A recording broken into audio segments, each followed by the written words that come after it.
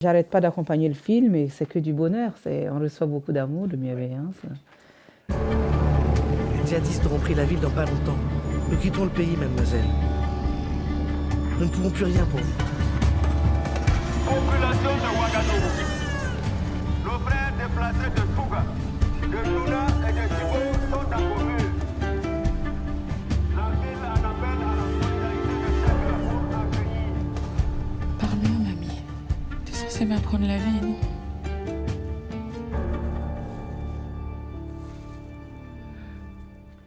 Alors, moi, c'est que du bonheur. Hein. Moi, je reçois.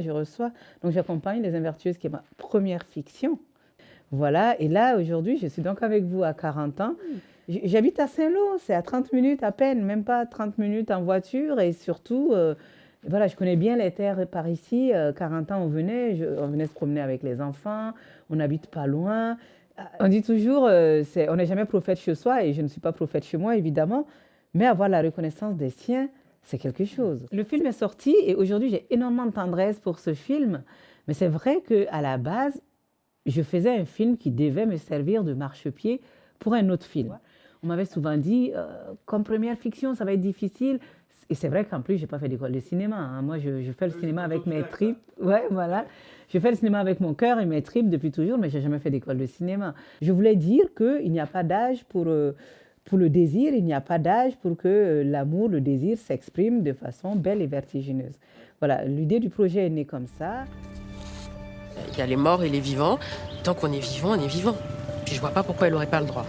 Parce que ça n'existe pas, ça ne se fait pas et c'est pas ce qui se fait. You get it?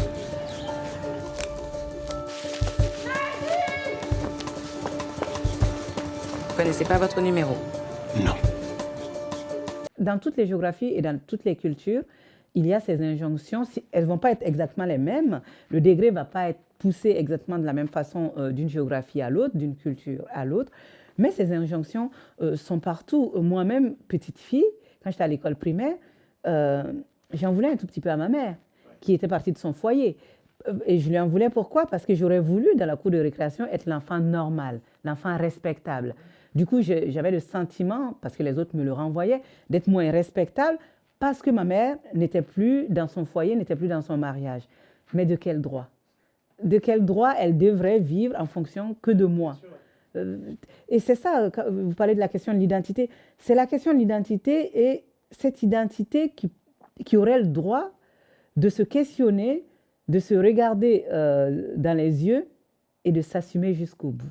Quand j'ai commencé à écrire, donc je lui ai annoncé que j'écrivais à partir d'elle, parce que ce n'est pas une histoire vraie, Les Invertueux. Je me suis juste nourrie de cette anecdote familiale et ensuite j'ai brodé. Voilà, c'est juste ce point de départ.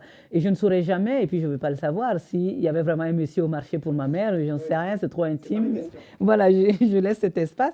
Mais en tout cas, l'Arabie savait que j'écrivais en m'inspirant d'elle et en m'inspirant d'elle et en m'inspirant de sa grand-mère.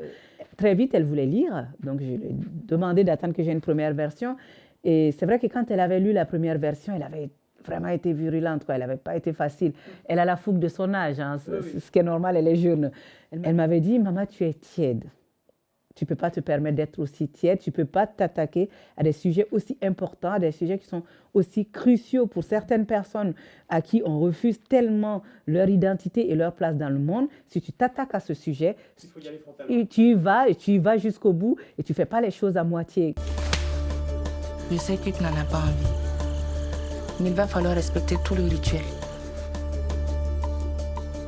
J'aurais pu partir, la réussir seule dans la musique. Mais son père l'a obligée à épouser cet homme. Mais elle reste ici. On leur dira qu'elle est malade. Autant leur dire qu'elle est morte. C'était très, très difficile de tourner avec ma fille. Ça a été plus dur que j'avais envisagé. Parce qu'à partir du moment où elle était consciente que l'histoire était écrite à partir d'elle, alors dès qu'elle avait l'impression qu'on était à côté de la plaque, que l'écriture... Ah oui, elle grappillait beaucoup de marge de décision, évidemment, et moi j'avais besoin de rester la réalisatrice quand même du projet. Elle entendait difficilement qu'on s'inspirait d'elle, mais pas totalement. Et moi, dans la direction d'acteur, je lui disais des choses que je ne pouvais pas dire aux autres acteurs et qui étaient difficiles à entendre pour elle. C'était d'essayer de trouver une vieille anecdote familiale pour dire, à cet instant-là, rappelle-toi cet instant-là et retrouve cette énergie-là. Elle me disait, mais c'est pas ça être acteur. Elle me coupait. Dès la fin de la première semaine de tournage, on a fait une petite réunion tous les deux et on a dit, essayons de mettre une distance. Essayons que moi, je sorte de cette idée de je veux retrouver ma fille quand elle avait 16 ans, parce que quand elle tournait, elle en avait 23, dans l'histoire, elle en a 16, mais la retrouver quand elle en avait 16, puisque quand j'écrivais, je m'inspirais d'elle à 16 ans, mais à 16 ans, on n'est déjà plus la même à 23 ans. Il fallait que moi, je fasse un chemin de dépasser ça. Il fallait qu'elle, elle fasse un chemin d'arrêter de voir sa mère, que moi, j'arrête de voir ma fille. On a fait une réunion, on a dit, tu m'appelles Chloé. Elle va réaliser bientôt. Elle a déjà écrit sa première fiction, court-métrage. J'ai lu, c'est d'une puissance incroyable, mais bon, c'est l'Arabie, quoi. Et elle a déjà obtenu son financement, et voilà, elle est toute jeune. J'essaie de surfer sur la vague de la sortie des Invertueuses, qui en ce moment fait de beaux festivals, et pas tout le temps, mais parfois repart avec un prix. J'essaie de surfer sur cette vague pour aller au-devant des producteurs, pour essayer de proposer le projet. Et pour le moment, je dois dire que c'est très, très dur. C'est beaucoup plus dur que je ne pensais, parce que je m'étais dit, bon, première fiction faite, Angoulême, prix, repris. Je pensais trouver un producteur et c'est toujours pas fait à la date d'aujourd'hui. C'est un film historique qui s'inspire de faits réels sur la France-Afrique post-coloniale. On est dans un palais présidentiel, c'est un bras de fer entre deux hommes. Il y a eu les tirailleurs sénégalais qui ont participé à la Seconde Guerre mondiale. Et à la fin de la Seconde Guerre mondiale, il y a eu la démystification du blanc, parce que les tirailleurs sont rentrés, on dit, en fait, ce n'est pas des dieux, hein, les blancs, ils ont peur comme nous, ils font tout comme nous. Et donc, il y a eu toute cette idée que, mais s'ils ne sont pas supérieurs, pourquoi on est sous leur joug, on veut les indépendances. Ce n'est pas une critique aussi française, c'est juste des faits historiques.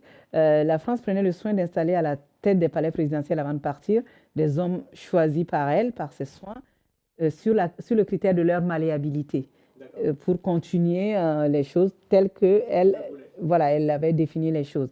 Dans ce film, justement, on se rend compte à quel point la démocratie est une fiction. La France vient et elle est convaincue qu'elle amène la démocratie, mais dans sa démocratie, les Africains sont incapables de s'autogouverner. Les Africains, il y a ceux qui veulent essayer de rentrer dans cette démocratie, mais ils ne savent pas exactement ce qu'elle est, parce que c'est une fiction. Voilà. Et il y a ceux qui s'en fichent.